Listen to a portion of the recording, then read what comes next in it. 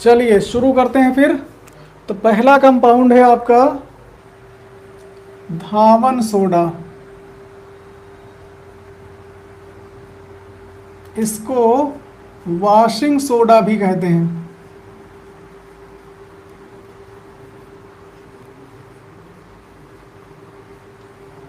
तो ये तो हो गया इसका नाम। अब इसके अणु सूत्र की बात करते हैं। इसका सूत्र क्या है? इसका अणु सूत्र है, सबको याद होगा, Na2CO3 10H2O। Na2CO3 10H2O याद है ना सबको? धावन सोडा का अणु सूत्र क्या है?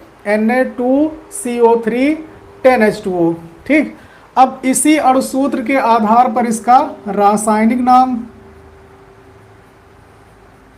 रासायनिक नाम क्या होगा? इसका सूत्र आप देख लो, नाम समझ में आ जाएगा।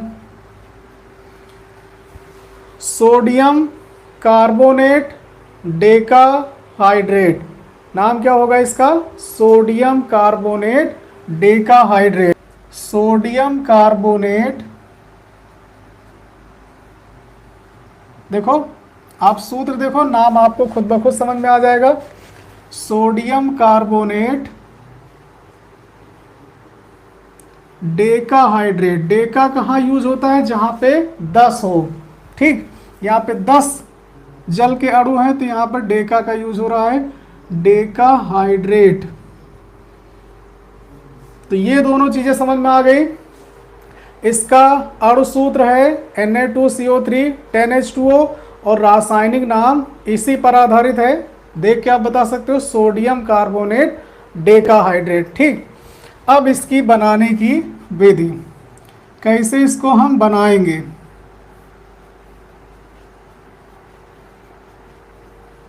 ये भी बहुत आसान है। बनाने के लिए आपको दो चीजें चाहिए,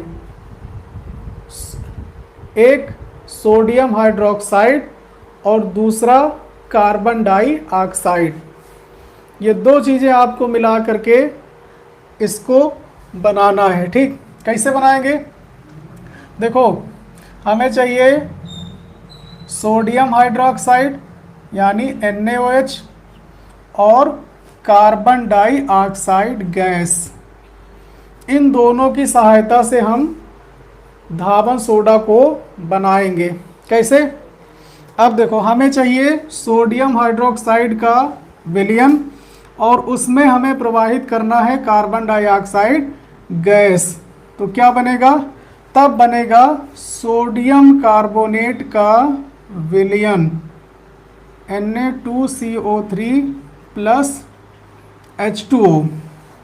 अगर हम सोडियम हाइड्रोक्साइड के सांद्र विलयन में कार्बन डाइऑक्साइड गैस प्रवाहित करेंगे तो हमें सोडियम कार्बोनेट का जलीय विलयन प्राप्त होगा। क्या प्राप्त होगा? सोडियम कार्बोनेट का जलीय विलयन। अब इसको चाहो तो बैलेंस कर लो, यहाँ पे 2 सोडियम है, यहाँ पे 1 है, तो हम 2 से मल्टीप्लाई करेंगे, यहाँ 2 सोडियम। ठीक, और ऑक्सीजन हो गए 2 और 2 4 हो गए, हाइड्रोजन 2 हैं और कार्बन 1 है। अब ये समीकरण आपकी संतुलित हो गई है ना। तो कैसे बनाएंगे? सोडियम हाइड्रोक्साइड के सांद्र विलयन में क्या करना है आपको? कार्बन डाइऑक्साइड गैस प्रवाहित करनी, जिससे आपको मिलेगा सोडियम कार्बोनेट का जलीय विलयन। ये क्या है? सोडियम कार्बोनेट का जलीय विलयन। ठीक, अब इसी विलयन का हम लोग करेंगे सांद्रण। तो जब इसका सांद्रण करेंगे तो हमें मिलेगा धावन सोडा Na2CO3। जब इसका हम सांद्रण करेंगे तो इसमें क्या हो जाएगा? 10 जल के अणु मिल जाएंगे तो बन जाएगा Na2CO3 10H2O। ये है धावन सोडा। ठीक, बहुत आसान है बनाना। सोडियम हाइड्रोक्साइड और कार्बन डाइऑक्साइड, इन दो चीज़ों से आप धावन सोडा बना सकते हो। कैसे? सोडियम हाइड्रोक्साइड के सांद्र विलयन में क्या करना है, कार्बन डाइऑक्साइड गैस प्रवाहित करना है, जिससे आपको क्या मिलेगा, सोडियम कार्बोनेट का जलीय विलयन मिलेगा। फिर उसका क्या करेंगे, सांद्रण करेंगे या फिर कह सकते हो वाष्पन करेंगे, तो हमें धावन सोडा के क्रिस्टल प्राप्त हो जाएंगे। समझ में आ गया? तो इसको लिख भी लेते हैं हम लोग, जिससे आपको और आसानी समझ में आ जाए। सोडियम हाइड्रोक्साइड और कार्बन डाइऑक्साइड, ठीक। क्या मिलाना है, सोडियम हाइड्रोक्साइड के साथ में आप लोग भी लिखिए, सोडियम हाइड्रोक्साइड के सांद्र विलयन में, सोडियम हाइड्रोक्साइड के सांद्र विलयन में कौन सी gas, carbon dioxide, carbon dioxide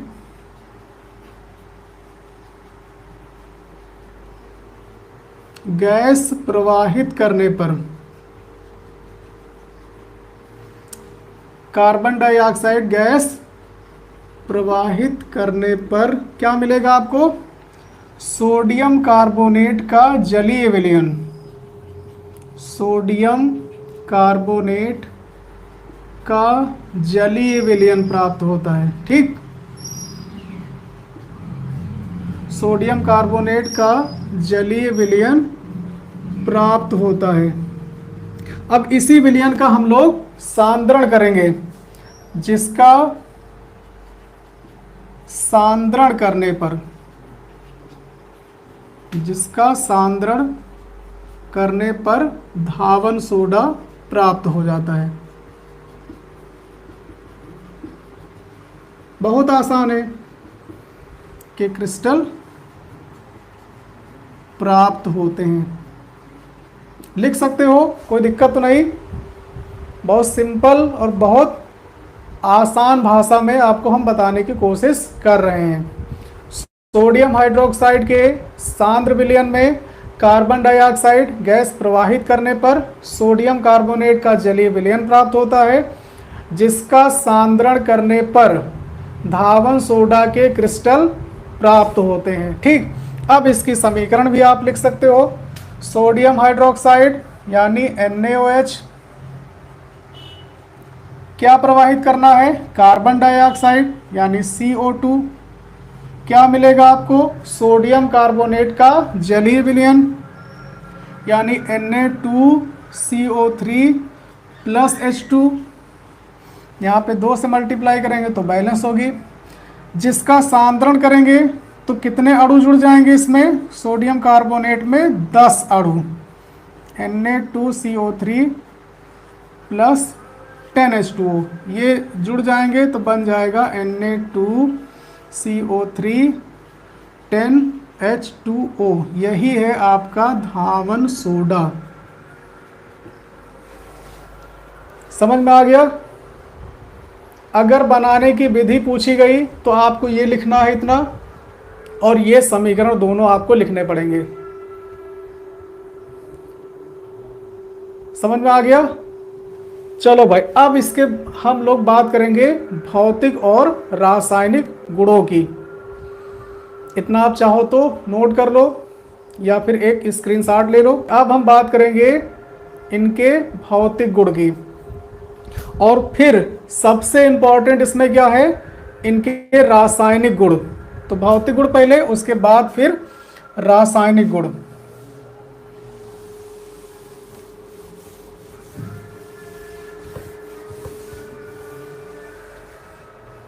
चलो ये भी मिटा दें, कोई दिक्कत नहीं। भौतिक गुण यानी कि फिजिकल प्रॉपर्टी।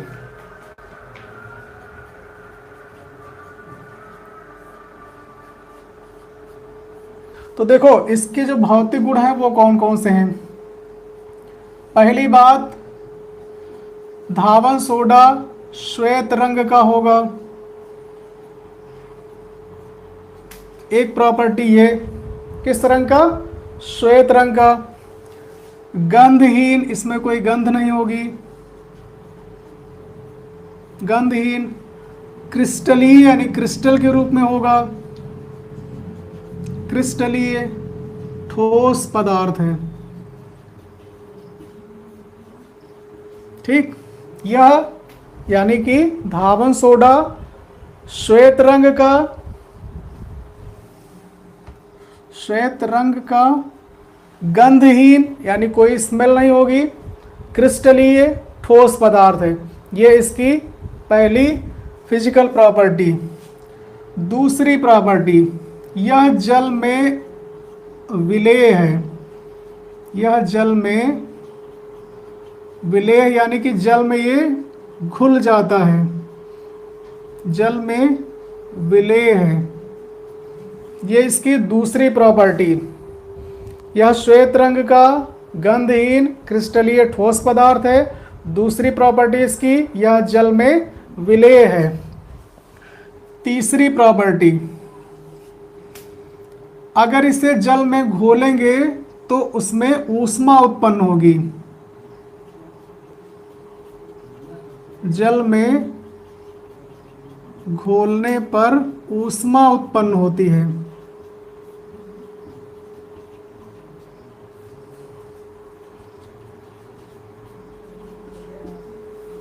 एक और इसकी प्रॉपर्टी, ठीक, ये जल में विलेय है और जल में जब इसे घोलेंगे तो ऊष्मा उत्पन्न होती है। अगली फिजिकल प्रॉपर्टी, इसका जलीय विलयन, जब घोलेंगे इसका जलीय विलयन क्षारीय होता है। कैसा होता है? क्षारीय होता है। इसका जलीय विलयन क्षारीय होता है। और अगली प्रॉपर्टी इसकी है कि इसके एक अणु में, इसका अगर आप स्वरूप देखो क्या है, Na2CO3 10H2O, ये धावन सोडा का एक अणु है ना। और इसके एक अणु में जल के कितने अणु हैं? 10। समझ गए? तो एक ये भी प्रॉपर्टी आप लिख सकते हो, इसके एक अणु में जल के कितने अणु होते हैं? 10 क्रिस्टलन अणु होते हैं। जल के 10 क्रिस्टलन अणु होते हैं। तो ये हो गई इसकी फिजिकल प्रॉपर्टीज, यानी कि धावन सोडा के भौतिक गुण। समझ में आ गए? बहुत आसान है। फिर से एक बार आप पढ़ लीजिए। यह श्वेत रंग का, यानी इसका रंग कैसा होगा? श्वेत, गंधहीन क्रिस्टलीय ठोस पदार्थ है, जल में विलेय है, जल में घोलने पर ऊष्मा उत्पन्न होती है और इसका जलीय विलयन क्षारीय होता है और इसके एक अणु में जल के 10 क्रिस्टलन अणु होते हैं। समझ में आ गई? तो ये हैं इसके भौतिक गुण। अब हम लोग बात करेंगे धावन सोडा के रासायनिक गुण, जो कि बहुत इंपॉर्टेंट है। हर एक रिएक्शन इसकी इंपॉर्टेंट है। धावन सोडा के रासायनिक गुण यानी केमिकल प्रॉपर्टीज, ये तो भैया बहुत ज़्यादा महत्वपूर्ण है, क्योंकि इसमें रिएक्शन आपको मिलेंगी वो अलग से भी पूछी जाती है एग्जाम में। चलो तैयार हो जाओ। रासायनिक गुण,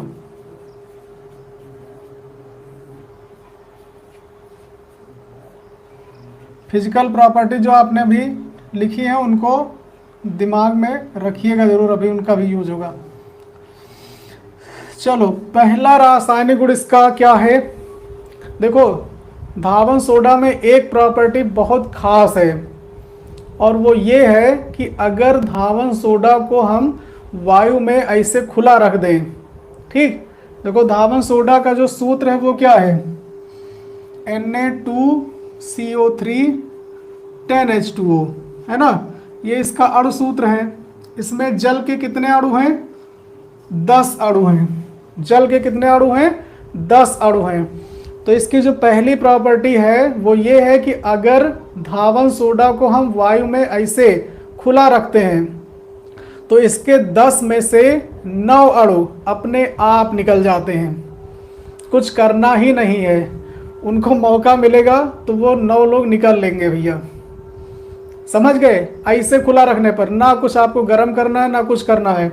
जैसे ही धावन सोडा को आप वायु में खुला रखेंगे, इसके 10 में से कितने 9 अणु अपने आप निकल जाते हैं। और ये जो घटना होती है इसको कहते हैं उत्फुल्लन। मतलब ये होगा, अगर ये है मान लो Na2CO3 इसमें रखा हुआ है,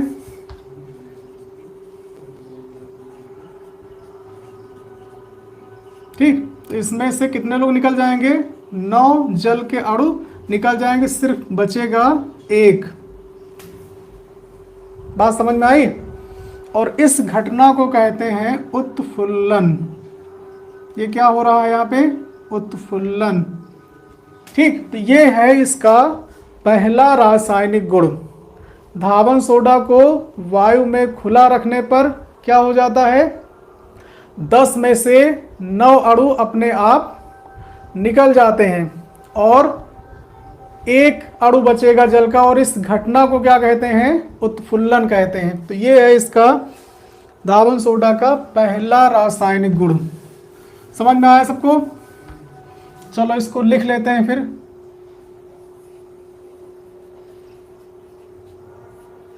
धावन सोडा को क्या करने पर? वायु में खुला रखने पर। वायु में खुला रखने पर क्या होगा? 10 में से 9 अणु खुला रखने पर जल के 10 में से 9 अणु अपने आप निकल जाते हैं। अपने आप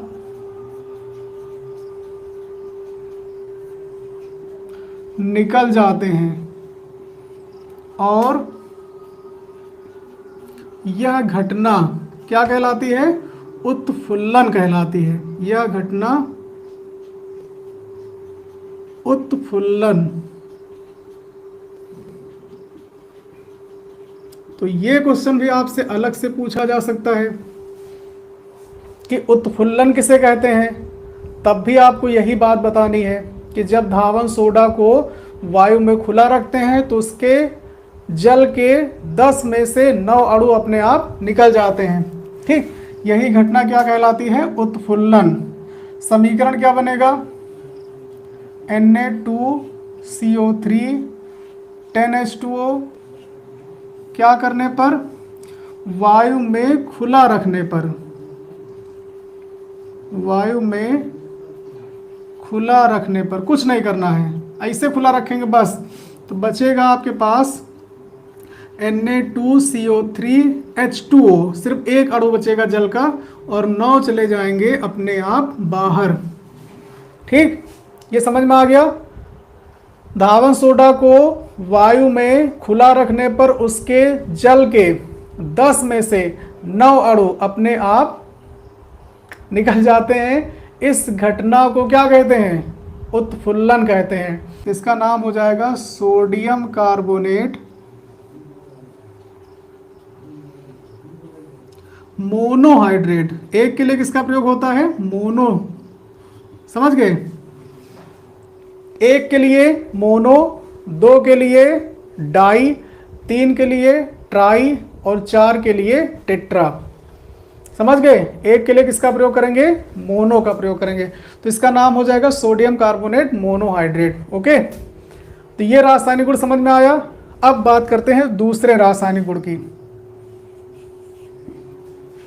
जरा सोचो, अगर इसमें धावन सोडा रखा है, ठीक, यानी Na2CO3 10H2O, इसको हमने वायु में ऐसे खुला रख दिया, ऐसे रखा है, ठीक, तो क्या होगा? इसके 10 में से 9 अणु अपने आप निकल जाएंगे, है ना। अगर हम धावन सोडा को वायु में खुला रख देते हैं तो उसके 10 में से 9 अणु जल के अपने आप निकल जाते हैं, मतलब उत्फुल्लन हो जाता है। और अगर सोचो कि हम इसको गर्म करें तब क्या होगा?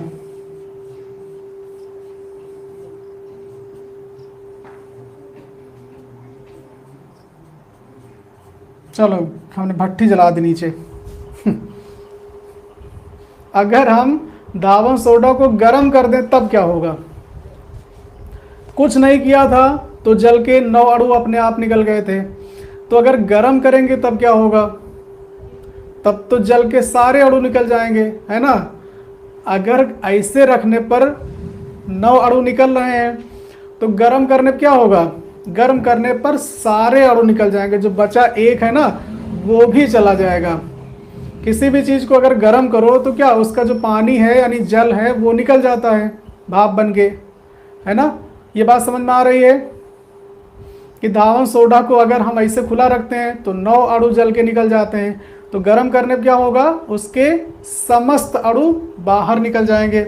मतलब अगर गर्म करेंगे तो ये 10 के 10 चले जाएंगे बाहर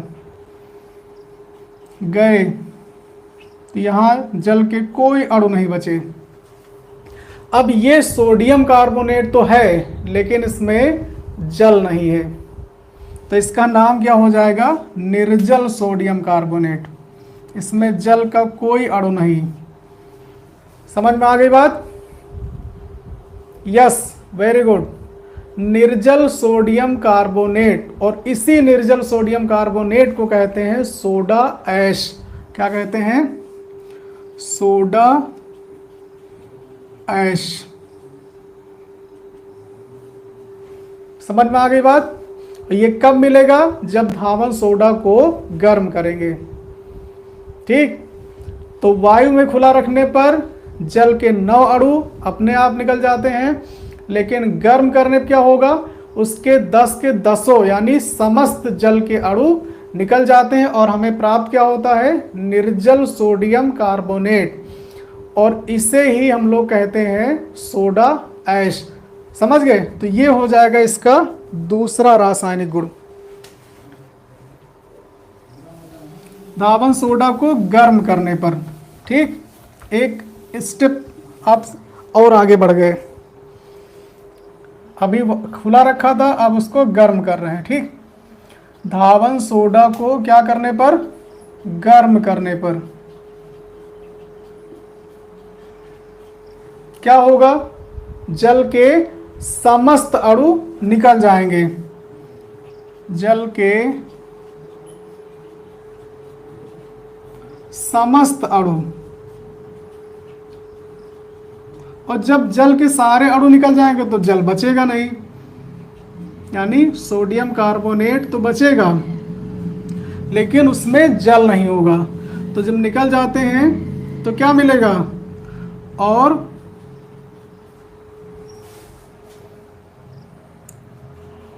निर्जल सोडियम कार्बोनेट, बगैर जल के। धावन सोडा को गर्म करने पर जल के समस्त अणु निकल जाते हैं और निर्जल सोडियम कार्बोनेट प्राप्त होता है। ठीक, जिसे क्या कहते हैं? जिसे सोडा ऐश कहते हैं। ये भी बहुत आसान है। अब देखो गर्म करने की जो रिएक्शन वो कैसे होगी? Na2CO3 H2O, गर्म करने पर ये भैया एक जो बचे ये भी चले जाएंगे, सिर्फ बचेगा Na2CO3। जो एक बचा था वो भी निकल गया। इसी को कहते हैं निर्जल सोडियम कार्बोनेट। निर्जल सोडियम कार्बोनेट, और यही है सोडा ऐश। ठीक, समझ में आ गया? तीसरा रासायनिक गुण देखो, पहला हो गया वायु में खुला रखने पर, दूसरा हो गया गर्म करने पर। वायु में खुला रखोगे जल के 9 अणु निकल जाएंगे, गर्म करोगे सब निकल जाएंगे। तो इससे अच्छा ना इसको वायु में खुला रखो ना इसको गर्म करो, काहे कोई निकल के जाए, है ना। अच्छी बात यह है कि इसको पैक करके रखो, ना अपने आप कोई निकले ना जानबूझ के उसको भगाओ भैया, है ना। इसको पैक करके रखो। तीसरा रासायनिक गुण बहुत इंपॉर्टेंट है ये। देखो अभी आपने इसके भौतिक गुण में ये पढ़ा होगा कि ये क्षारीय प्रकृति का है। इसका नेचर कैसा है, बेसिक क्वालिटी इसकी है ना। किस प्रकृति का है ये, क्षारीय प्रकृति का है। तो जब ये क्षारीय प्रकृति का है तो सोचो इसकी अभिक्रिया अगर हम अम्ल से कराएं तो क्या होगा। अम्ल और क्षारक आपस में अभिक्रिया करते हैं तो बनता है लवण और जल। तो इसके साथ भी यही होना है, क्योंकि ये क्षारीय प्रकृति का है। अगर इसकी अभिक्रिया हम अम्ल से कराएंगे तो लवण और जल बनना तय है। करा के चेक कर लें, कहो तो चेक करें। चलो चेक करते हैं।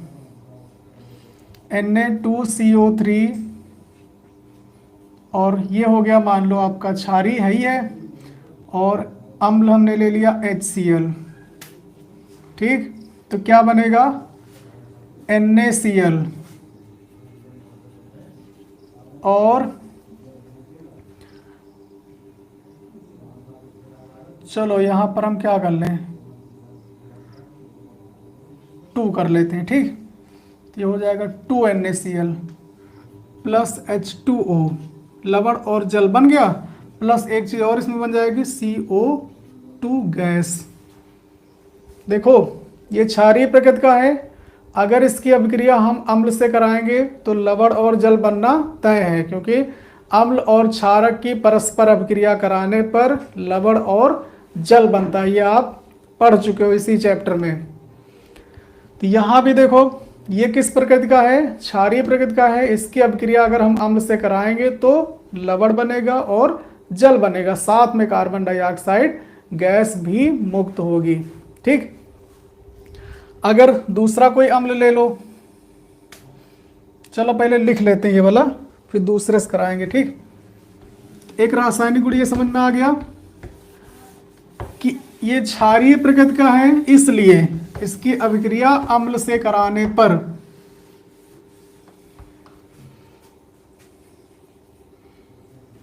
डायरेक्ट हम लिखे दे रहे हैं। ठीक, धावन सोडा की अभिक्रिया क्यों बनेगा लवण और जल, ये समझ में आ गया, क्योंकि ये क्षारीय प्रकृति का है ना। धावन सोडा की अभिक्रिया अम्ल से कराने पर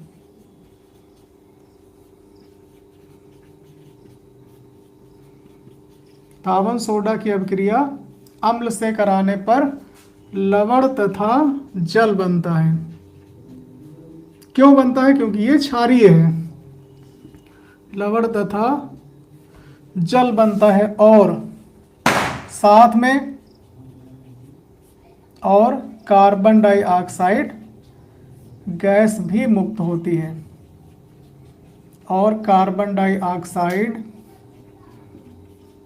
गैस, समझ में आया रिएक्शन इसकी। Na2CO3 ये हो गया सोडियम कार्बोनेट, ठीक, प्लस 2HCl बनेगा 2NaCl plus H2O plus CO2 gas. Balance कर लो, 2 सोडियम 2 सोडियम, ठीक, एक कार्बन है एक कार्बन, 3 ऑक्सीजन, 2 और 1 3 oxygen, 2 hydrogen 2 hydrogen, 1 chlorine 2 chlorine 2 chlorine. समझ में आ गया। देखो धावन सोडा क्षारीय प्रकृति का है, इसलिए इसकी अभिक्रिया अगर हम अम्ल से कराएंगे तो लवण और जल बनेगा, साथ में कार्बन डाइऑक्साइड गैस भी मुक्त होगी। समझ में आ गया।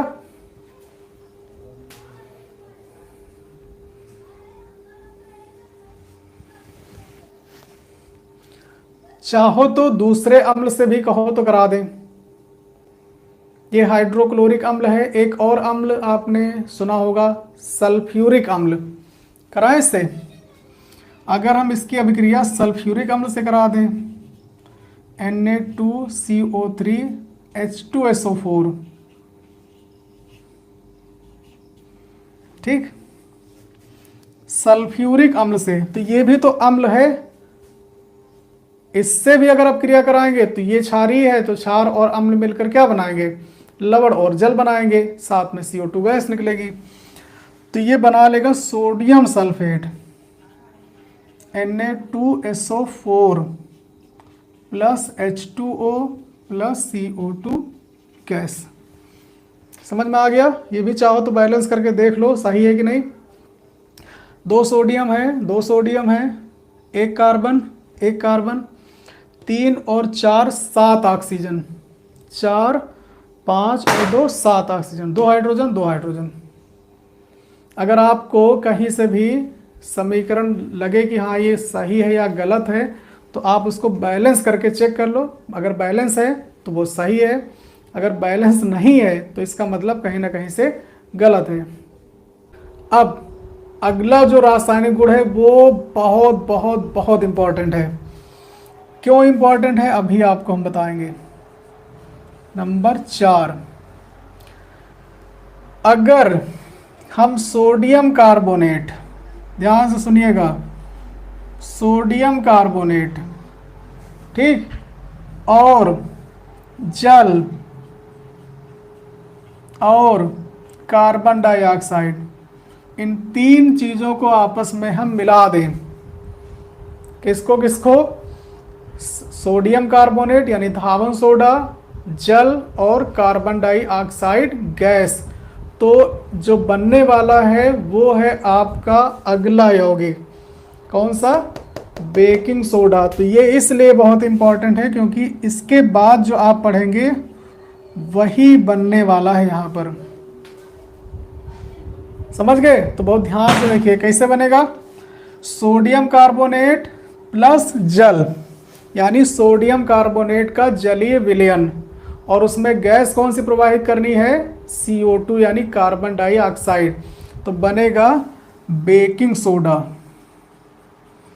2NaHCO3। ये क्या है? Baking soda. सोडियम कार्बोनेट के जलीय विलयन में कार्बन डाइऑक्साइड गैस प्रवाहित करने पर क्या प्राप्त होता है? बेकिंग सोडा प्राप्त होता है। ये इसका एक रासायनिक गुण है और बेकिंग सोडा बनाने की विधि भी है। चलो,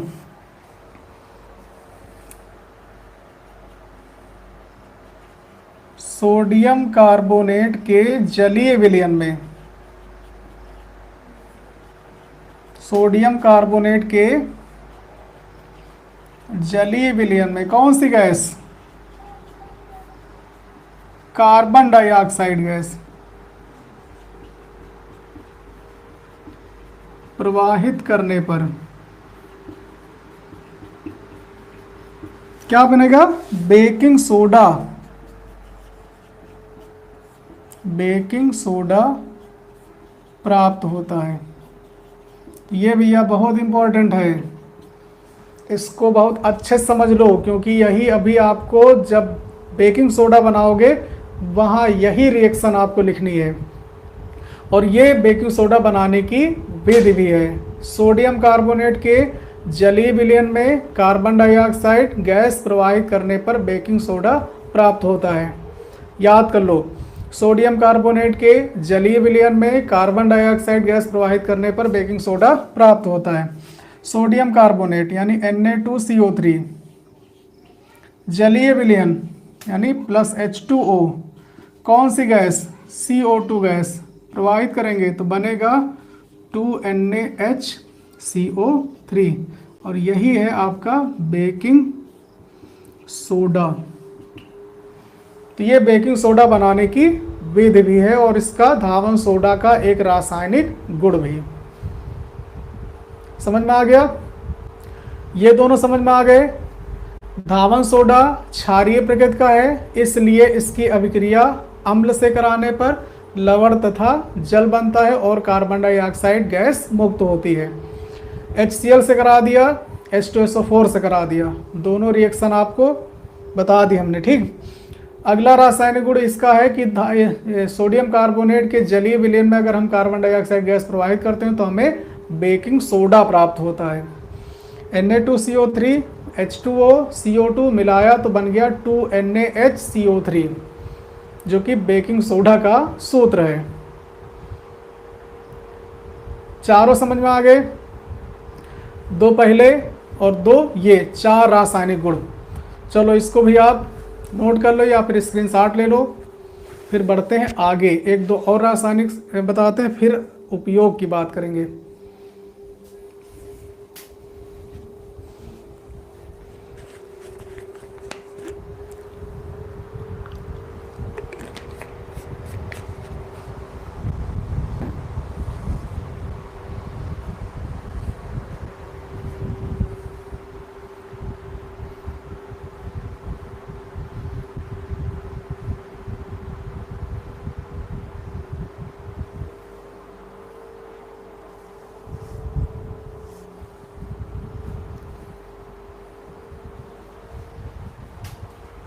हो गया?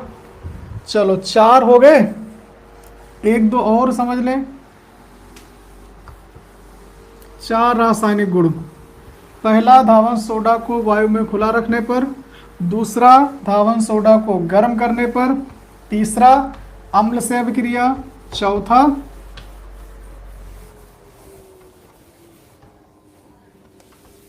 बेकिंग सोडा बनाने में। ठीक, अब पांचवा देखो,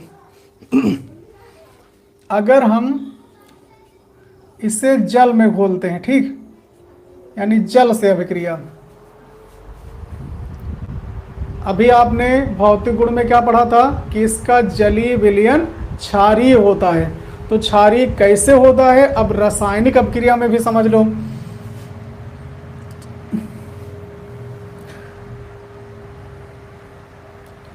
धावन सोडा को अगर हम जल में घोलें,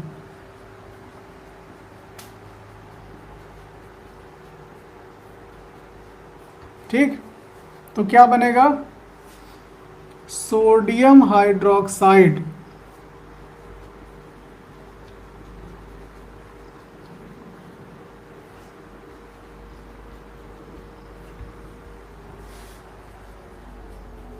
जो कि प्रबल क्षार है।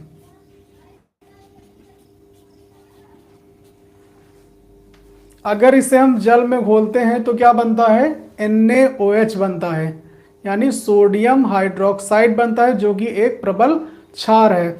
इसलिए इसका जलीय विलयन क्षारीय होता है। देखो, Na2CO3 प्लस H2O तो बनेगा NaOH और H2CO3। कार्बोनिक अम्ल, इसको क्या कहते हैं? कार्बोनिक अम्ल। ये एक दुर्बल अम्ल है और ये प्रबल क्षार है।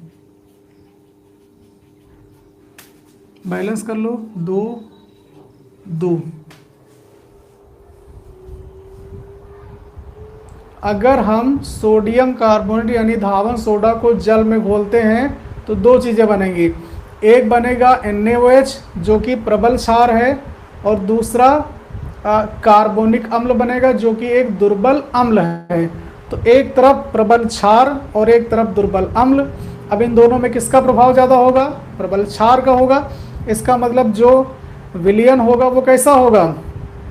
है तो उसमें क्षार भी और अम्ल भी, लेकिन क्षार ज़्यादा प्रबल है, इसलिए उसका विलयन क्षारीय होगा। ठीक, जो कि प्रबल क्षार है, इसलिए इसका जलीय विलयन क्षारीय होता। अब समझ में आया? जलीय विलयन क्षारीय होता है। इसे अगर जल में घोलोगे यानी जल से अभिक्रिया करके ये NaOH और H2CO3 यानी एक दुर्बल अम्ल, कार्बोनिक अम्ल, सोडियम हाइड्रोक्साइड जो कि प्रबल क्षार है और H2CO3 जो कि दुर्बल अम्ल है, तो प्रभाव किसका ज़्यादा होगा? क्षार का होगा, इसलिए इसका जलीय विलयन क्षारीय होता है। 6 नंबर, धावन सोडा की अभिक्रिया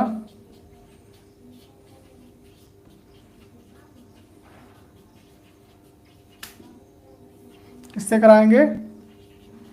शुष्क बुझे हुए चूने से।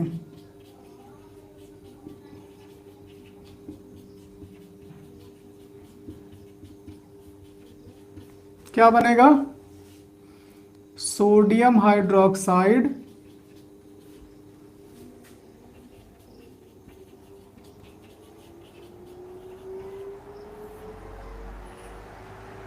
और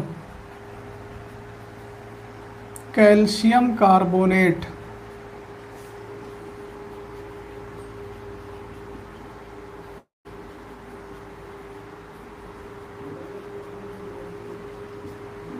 तो ये इसका एक और रासायनिक गुण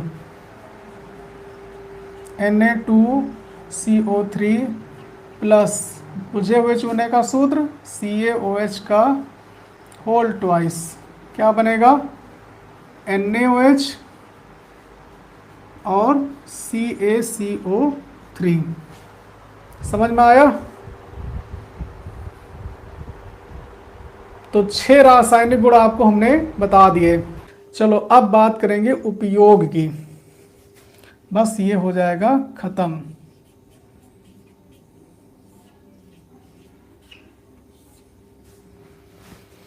जो जो चीजें आपने इससे बनाई हैं उनको बनाने में इसका उपयोग।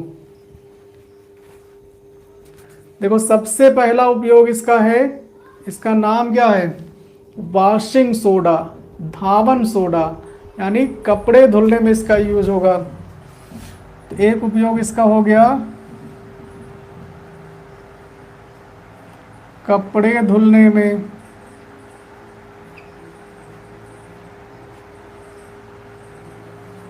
दूसरा, इससे कुछ आपने बनाया, बेकिंग सोडा बनाया ना, बेकिंग सोडा बनाने में दूसरा यूज इसका हो गया बेकिंग सोडा बनाने में। जब बेकिंग सोडा ये बना सकता है तो इसका मतलब आग बुझाने वाले यंत्रों में भी प्रयोग किया जाएगा।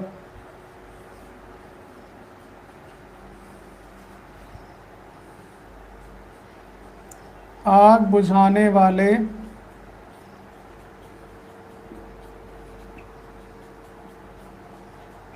यंत्रों में, नीचे दिख रहा है, चेक कर ले एक बार।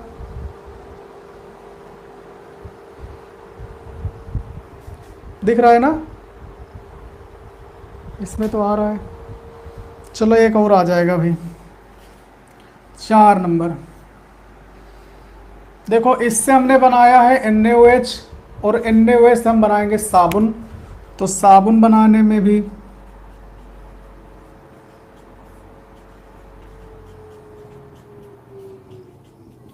ठीक। और इसका यूज होता है नंबर 5, इधर लिख लें, जल की कठोरता दूर करने में। बहुत सारे उपयोग आप लिख सकते हो। समझ में आया?